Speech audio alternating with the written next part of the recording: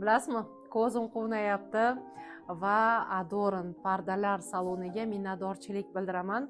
Men ish faoliyatida yugurda yuraman, lekin ro'za yaqin edi. Juda qisqa muddatda Ra'noxonga menga zalimni pardasini o'zgartirib bering deb iltimos qildim va yo'q demasdan juda ham chiroyli, men bob idishlarimga ham tushadigan qilib, bir deganda o'zlari did bilan chiroyli qilib pardalarimni yangilab berdilar qisqa muddatda va juda ham yoqimli bo'lgani, aynan Ramazon oyi bo'lgani uchun menga aynan mana shu katta stolimga dasturxonni sovg'a tariqasida berdilar va barchasini ko'rib ko'zim quvnayapti. Menimchalik hamma ayollar xonadoni juda chiroyli bo'lganida yanada yasharib, yanada bir motivatsiya, kuch olsa kerak.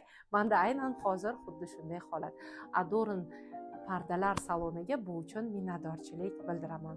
Juda yaxshi sifat, juda tez jarayonni amalga oshirish va sifatli munosabat. Barchangizga rahmat.